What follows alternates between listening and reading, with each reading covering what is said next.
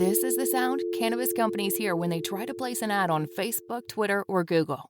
The tech overlords' arbitrary discrimination against our industry is unfair, but until they change their restraint of trade policies, we need an alternative way to share our message with our customers.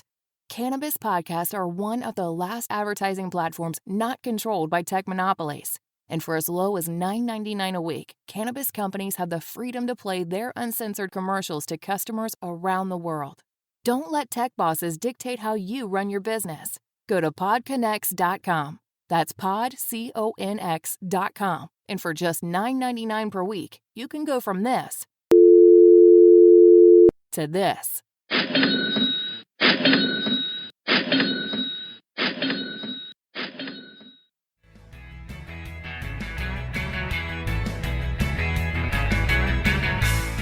Spend it on accretive deals, ones that are actually making money. And I tip my hat off to the American cannabis crew.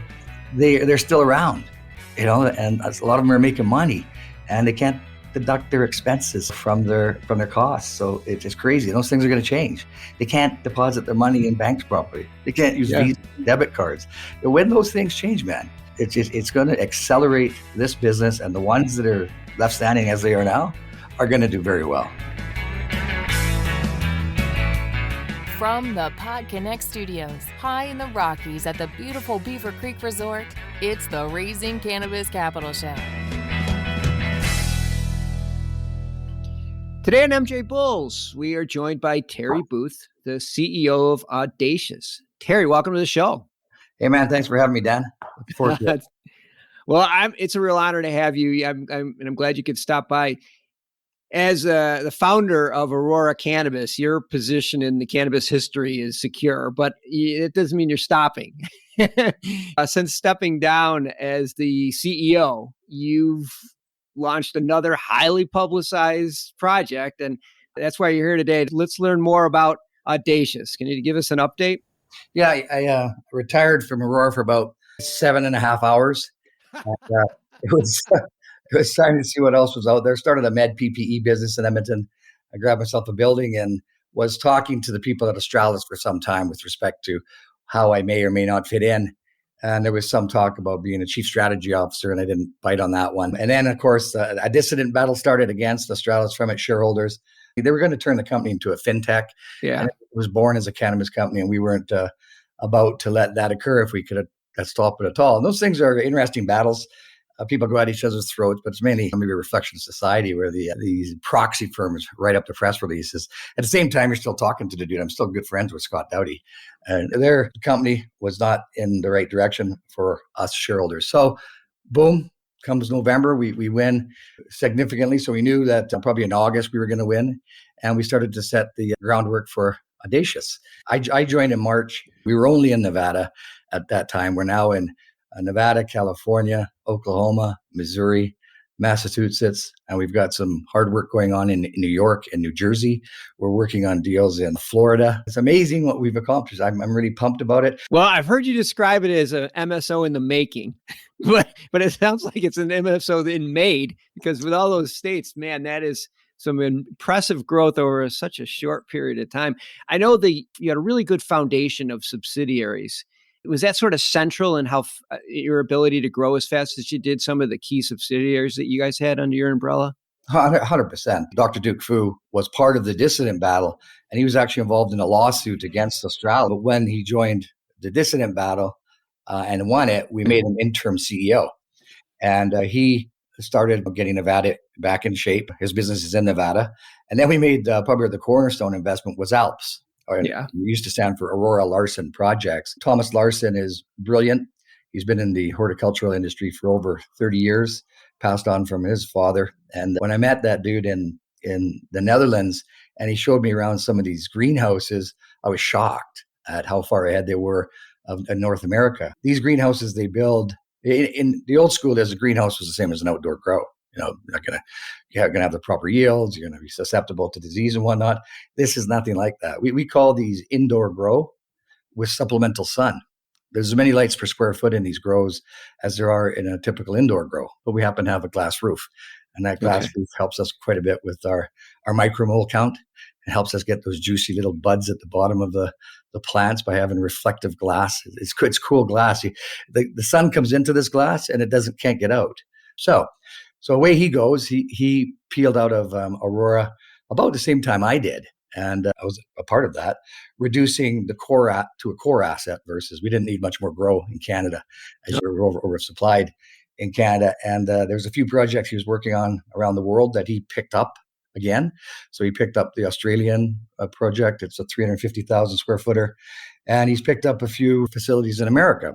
When he picks these facilities up to build them, I stick my big nose in and I say, hey guys, we'd love to have some of your canopy and we'll pay for the cannabis at a cost plus 10%. You would think they'd tell you to pound sand, but they don't, because what they're getting with Alps is also the post-commissioning and the post-production systems. And we call that APIS. And APIS is an incredible monitoring system, and you get your cultivation experts and your crop consultancy people, because now our product is in your facility. We want it to stay in good shape. Cannabis disease is systemic. So if you're going to have powdery mildew or God forbid, those nasty little mites or any type of insect, it's going to be systemic. So you're going to pay the same attention to your rooms that we're paying to our rooms.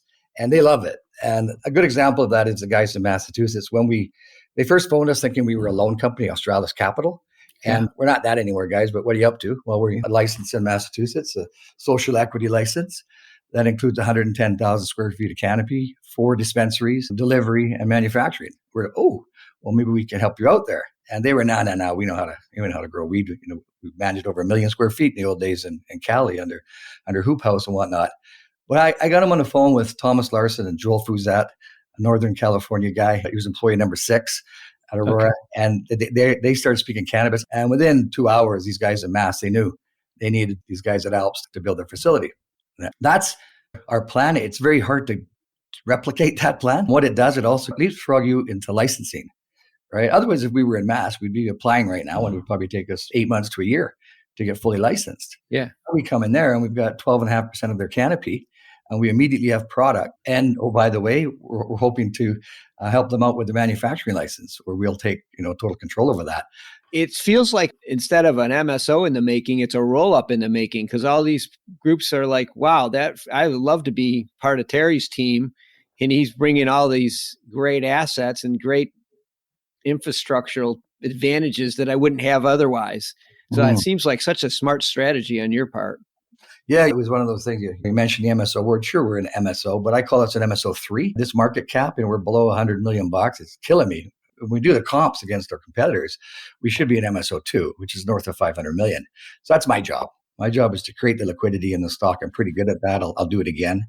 And then once we get past that MSO 2, then the MSO 1 is our target, and that's north of $1 billion. And you're not going to get there in these days, and that's how we got there before. We went to 14 billion at Aurora at one point, and that was all about size and scale and acquisition of big companies with big money. Yeah, you can't do that anymore. The markets are expecting you to make some money, to profit, to raise money in a responsible way. Sure, spend it on accretive deals, ones that are actually making money. And I tip my hat off to the American cannabis crowd or crew. They're still around, and a lot of them are making money, and they can't deduct their expenses from their costs. So it's just crazy. Those things are going to change. They can't deposit their money in banks properly. They can't use Visa and debit cards. When those things change, man, it's going to accelerate this business, and the ones that are left standing as they are now are going to do very well.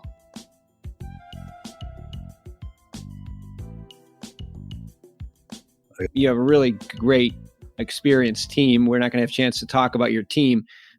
I'll have links in the show notes so you can look them up, but super experienced team. But the idea of catching an opportunity early on, and that's what you're leading us to, is for an investor or a person looking for a stock, now is the time, I believe. And maybe you can tell our listeners why you think now is the time to get in, because I don't think it's ever going to get any cheaper. This industry is in the first inning. It's a very nascent industry. But for your listeners and investors, if you go to our website, either the audacious.net website or the Australis Corp.com website, our decks are there. I'll have all of Terry's information and Audacious information in the show notes. You can click the links, check out their investor decks. Like I said, this is not an MSO in the making. This is a company that's going to hit the moon. I was real quick. I was talking to a banker in March about this idea, and they pretty well kicked their asses out of the office. They didn't do small deals. We were only looking for $5 million. And I sort of tail between the legs left. Said, geez, that didn't really go over that well. We met with that same banker 2 weeks ago, and he literally put his head in his hands and said, how the hell did you do what you guys have done so fast?